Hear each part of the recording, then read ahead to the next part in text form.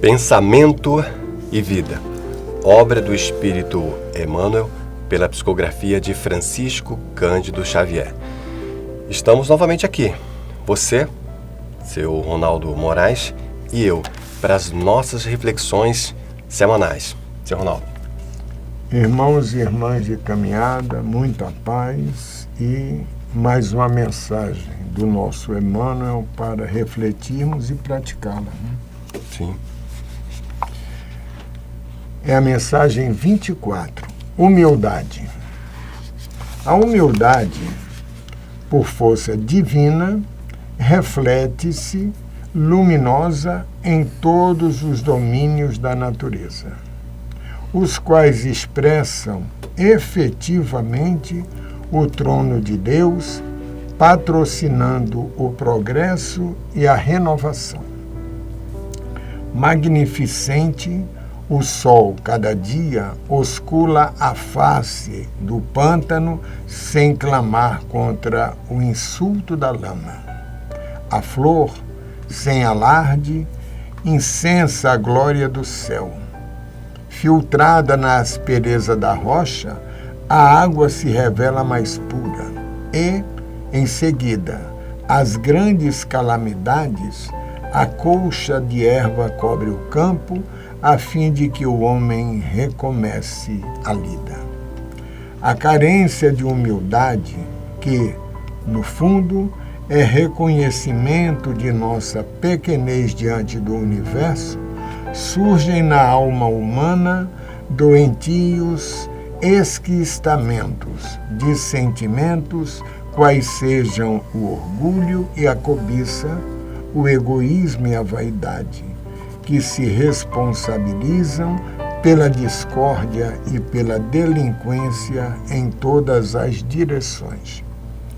Sem o reflexo da humildade, atributo de Deus no reino do eu, a criatura sente-se proprietária exclusiva dos bens que a cercam, despreocupada da sua condição real de espírito, em trânsito nos carreiros evolutivos e, apropriando-se da existência em sentido particularista, converte a própria alma em cidadela de ilusão, dentro da qual se recusa ao contato com as realidades fundamentais da vida. Sob o fascínio de semelhante negação, ergue azorragues de revolta contra todos os que lhe inclinem o espírito ao aproveitamento das horas, já que, sem o clima da humildade, não se desvencilha da trama de sombras a que ainda se vincula, no plano da animalidade que todos deixamos para trás após a auréola da razão. Possuída pelo espírito da posse exclusivista, a alma acolhe facilmente o desespero e o ciúme, o despeito e a intemperança que geram a tensão psíquica, da qual se derivam perigosas síndromes na vida orgânica, a se exprimirem na depressão nervosa e no desequilíbrio emotivo, na ulceração e na disfunção celular, para que não nos referimos aos deploráveis sucessos da experiência cotidiana, em que a ausência da humildade comanda o incentivo à loucura nos mais dolorosos conflitos passionais.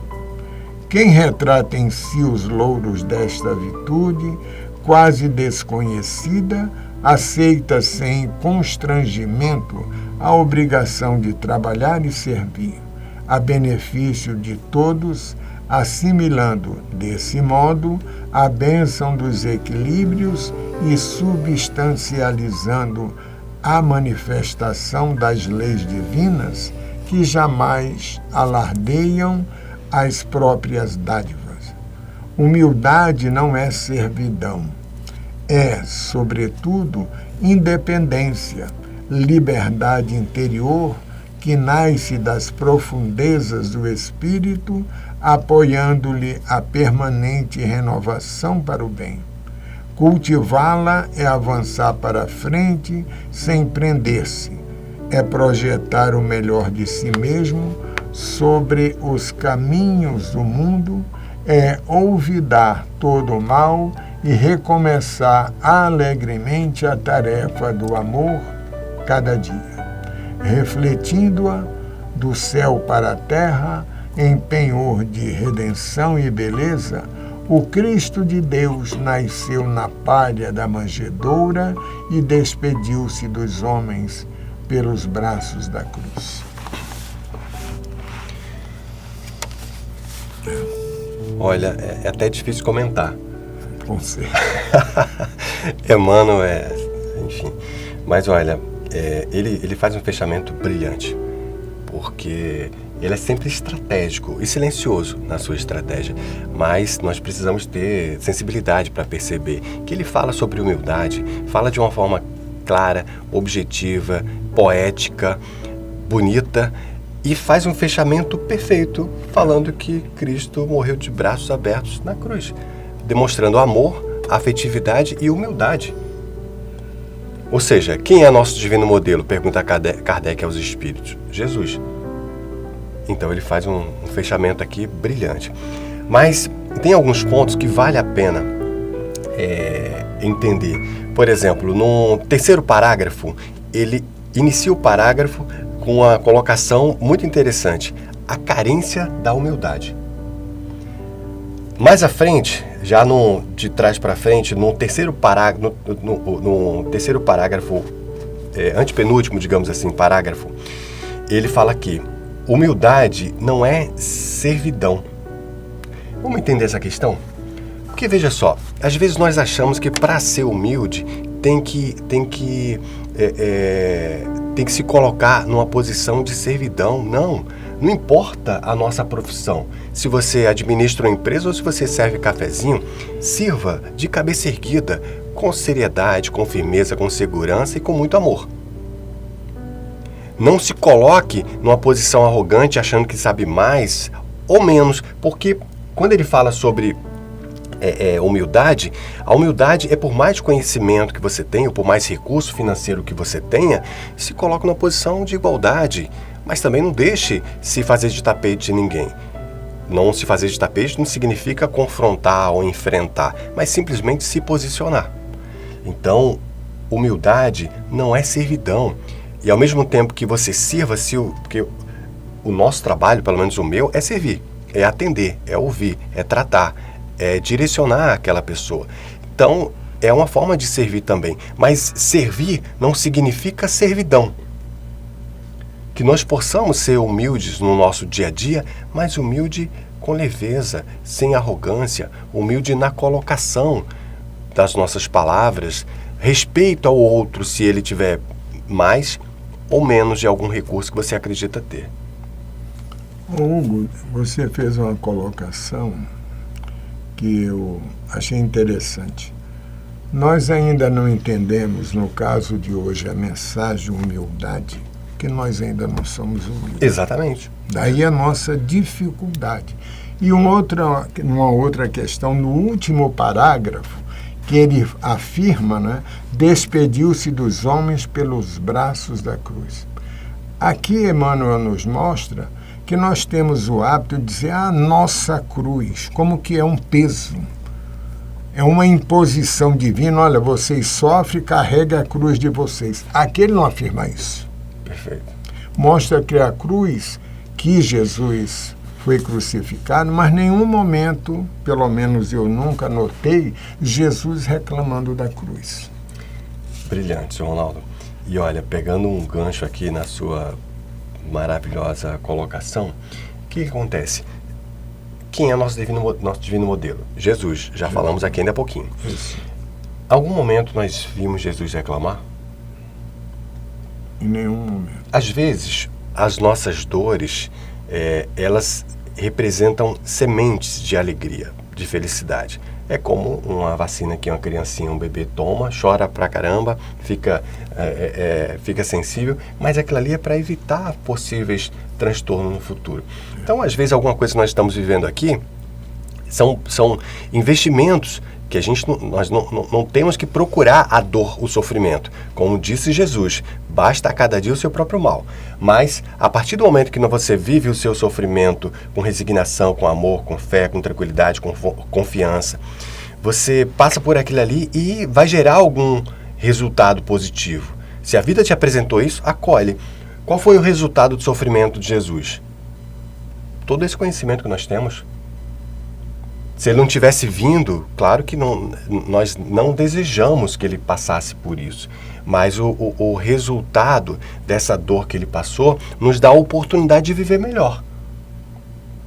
Quantos de nós, você que está nos assistindo, quantos de nós hoje temos uma vida melhor pelos ensinamentos do Cristo? Está aqui Emmanuel nos falando isso no último parágrafo. Então nós precisamos viver os nossos desafios com mais tranquilidade, com mais resignação e com mais humildade. Isso. E um detalhe, você falando de Jesus, um exemplo que ele nos dá de humildade é nunca, eu vou usar essa palavra, nunca reclamar da vida. Perfeito. A gente você fez a pergunta e não tem isso. Até os 12 que ele escolheu, naquele momento supremo que ele olha, não vê, vê apenas João, né, que o seguiu. Cadê os 11? Ele não reclama. Sim. Não é? O silêncio, a humildade que ele demonstra para nós é tipo assim, olha, não reclama do próximo, porque tudo está dentro de um planejamento. Muitas vezes nós, pela falta de humildade, é que jogamos, vamos dizer assim, para o lado aquele momento, como você falou, que é fundamental na nossa vida. Mas como falta humildade, a gente vai reclamar, puxa, eu estou isolado, eu sou o maior sofredor da terra, tudo de errado acontece comigo. Isso é falta de humildade. Falta de humildade até na nossa colocação no dia a dia. Você já reparou, você que está aí nos acompanhando, que tudo é nosso? O nosso filho, nosso marido, nossa esposa, nossa casa, nosso carro, entendeu? Tudo nos pertence. Nós somos uma cadeia. Claro que nada disso está diferente do nosso estágio evolutivo. Tudo isso está dentro de uma conformidade, estão aí os espíritos amorosamente nos auxiliando, nos ajudando a evoluir, a melhorar, porque isso é igual aquela criancinha que faz uma bobagem, né? Mas ela é pequenininha, ela não sabe ainda o certo e o errado a fazer. Então, uma bobagem que uma criança de 2 anos faça está dentro de um momento do desenvolvimento daquela criança. Nós, espiritualmente, outros espíritos muito mais evoluídos olham para a gente e entendem que isso faz parte do nosso entendimento. Mas a criancinha, ela cresce. E esse é o nosso papel também. Crescer. Que nós possamos ter mais humildade no dia a dia, na fala, na colocação, entender que o fato de você ter mais recurso financeiro, ou recurso tecnológico, ou ter um bem, ou ter seja lá o que for, não nos coloca numa visão privilegiada. Por sinal, eu vi uma frase recentemente do querido Cortella, que ele falava sobre o conhecimento, e ele falava assim, olha, o conhecimento só serve para ensinar outras pessoas a viverem melhor. E principalmente aquele que a tem. Se você não usar o conhecimento em prol de melhorar a sua vida e a vida dos outros, para que serve o conhecimento? Se não se aplica. Isso. Tudo bem. É isso aí. Mas é isso. Então, assim, que nós possamos, meus amados irmãos, aplicar esse conhecimento.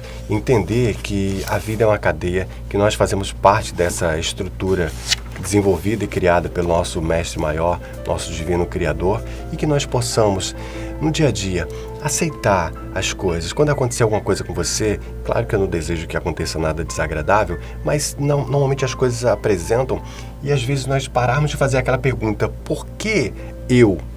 Né? Por que logo comigo?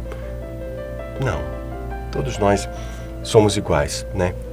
E a vida nos dá os mesmos desafios e ao mesmo tempo os mesmos privilégios. cada um no seu espaço, cada um no seu momento, cada um da sua forma e na situação que o compete.